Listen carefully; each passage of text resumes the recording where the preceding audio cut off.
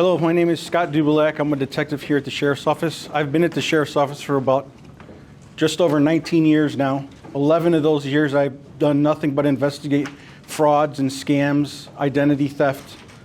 The trend that I'm seeing here lately is cryptocurrency scams. Everything is crypto now. And the problem that we run into is we can't recover it.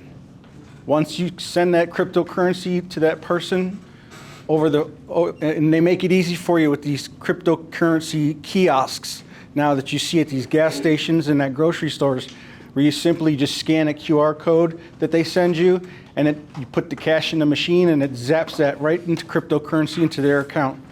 Once you've done that, your money's unrecoverable. A lot of these scams are coming up as tech support scams. You get a pop-up on your computer that says, "This is Microsoft. There's a problem with your computer. Please call this phone number." When you call it, it's a scammer on the other end. They spoof phone numbers to make it look real. They're starting to now send out text messages.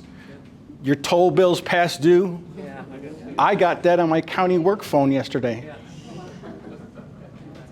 In the detective division, we thought it was funny. We were making fun of a guy because he got it. He says, "Uh-oh, I'm going to go to jail." Imposter phone calls where they pretend to be your bank, and they say, "Hey, did you make this charge on your account?"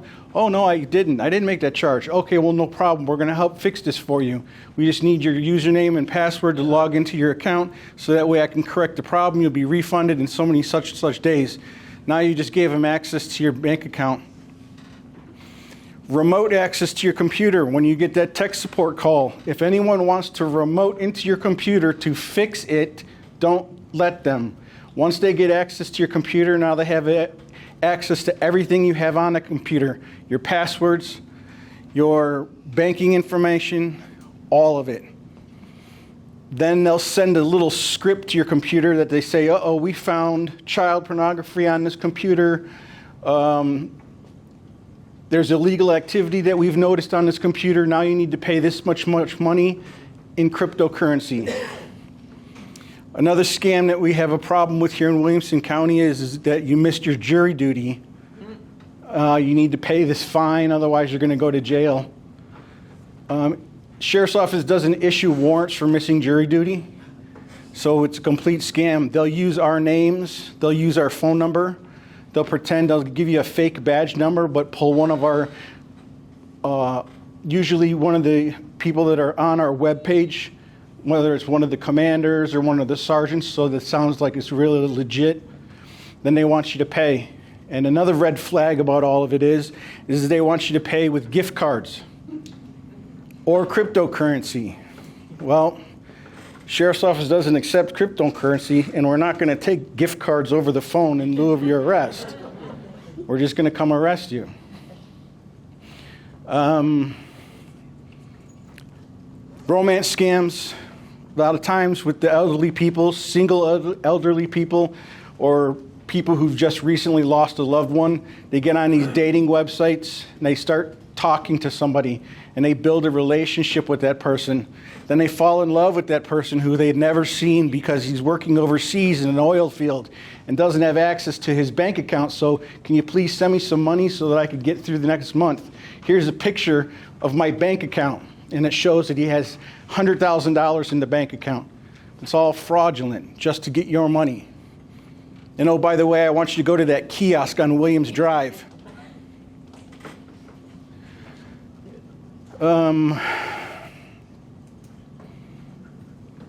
Yeah, we already talked about investment scams. That's the biggest thing now, too. I've had already 2 cases where guys lost over $800,000 in investment scams, and it's all cryptocurrency investment scams. You'll be approached, or you'll be in a chat room or on Snapchat or WhatsApp or whatever, all those apps that all these people get on, start talking back and forth to each other, and someone comes on there and pretends to be an investor or someone that can guide you to an investment, and then they transfer over to Snapchat. Hey, let's talk on Snapchat, it's easier. And then now you're talking to somebody else. Then they want you to invest money, and you're going to get you double your money back in less than a month. And they send you screenshots of fake images of somebody else's account and the investment that was made. Now, when you do that, you deposit the money, you send them cryptocurrency. In a month later, they send you an image. Hey, look, your account has doubled. Oh, awesome. I want to withdraw off of it. Well, before you withdraw off, you have to pay the taxes on it. So then we need another $30,000 in taxes because of your investment. So you send them some more money. Oh, well, now we can't release it. The bank's held up the money right now. And just one excuse after another, and then finally they just stop communication and your money's gone. So big thing, stay away from crypto. Don't pay over the phone with gift cards, especially iTunes gift cards. I don't know what business accepts iTunes gift cards. And if you ever have an issue or question or concern, contact the sheriff's office and we'll be able to help you out. We have a couple other detectives that work in the financial crimes area as well. So we should be able to answer any questions that you may have.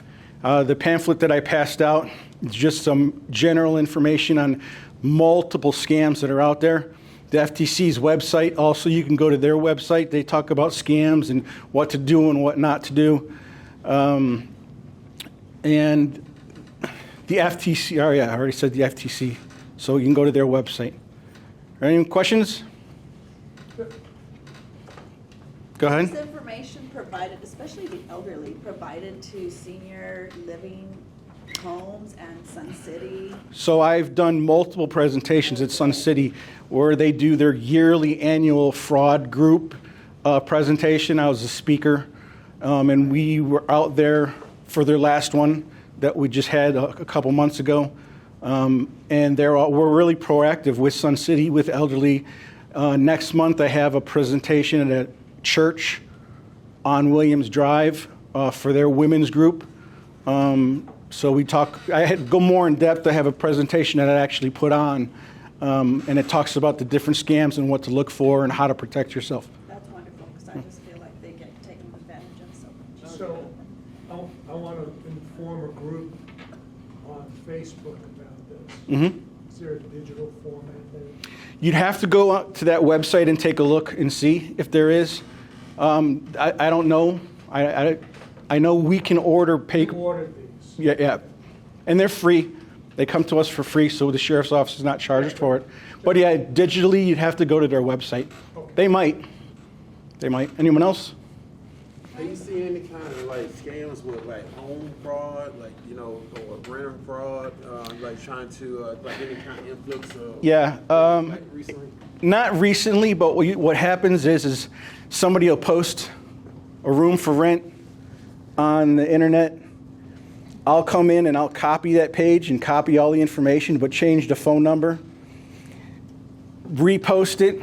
So somebody calls me and wants to rent it. I say I need the first month's rent and deposit and all this other stuff. Send it to this bank account. So they do. Then you show up at the apartment and someone's like, dude, I live here. Well, I don't know what you're talking about. So they'll recreate the postings or the listings and alter the information, the contact information, and work it that way. I've had people from out of state call because they sent money for an apartment or a house that they wanted to rent and come to find out that it wasn't really for rent or wasn't really for sale or wasn't really ready for anybody to move into. But that, I don't see too many of those. Okay. Not too many. Anybody else? What kind of punishments do these people get? So usually everything that we investigate is a felony. So anywhere from 2 years to, it could be up to life. But the problem with financial crimes is that most of these scams and scammers are overseas, outside the reach of the sheriff's office in Williamson County.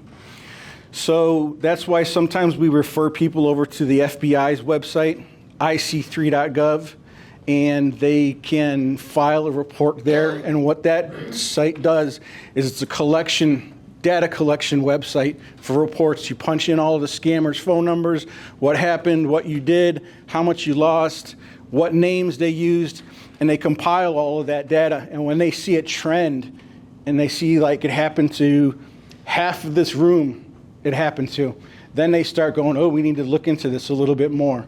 Or you just contact their local field office and see if they can assist you with it. Yes, ma'am? So when you're getting all of these calls, because at our house, we're probably getting anywhere from 6 to 10 calls a day. Mm-hmm.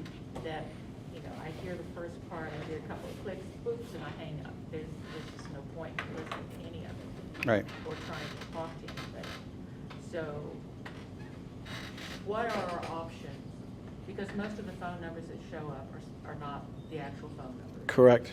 How do you report them? How do you deal, I mean, So what I do personally is if the number doesn't show up with a name, I don't answer it. no, these all show up with something. Well, It's not in your contact. if it's not like in your contacts, No, I understand that. That's not the problem. The problem is how do we stop them? so that's part of the Federal Trade Commission's dealings. They're the only ones that shut down numbers, but the problem is you can get a Google Voice number, you can get a burner phone number, you can get a Verizon number, an AT&T number, a VoIP number. They could just keep generating numbers, and then they spoof them to make it look like whatever they want it to be. And so when one number gets shut down, that's why they go through multiple numbers. When we do our investigations, we check out a phone number. It's already shut down by the time we get the report and do everything, and they've moved on to something else. So Basically, we don't have an option except hanging up, and we can't Don't enforce answer. that. yeah, or don't answer, and if they don't leave me a voicemail, then it wasn't important. Right. Anybody else? I just want to say one thing. So I work in financial services, and if anything seems too good to be true, it is. Mm-hmm. Like, it is. Just go with your gut. If you're like, oh, this seems too good to be true, it is. You didn't win Publishers Clearinghouse and a car. Nobody's going to give you a 50% return in 1 year. Right. You're not going to get it. Right. Okay, Thank you. Very informative. thank you.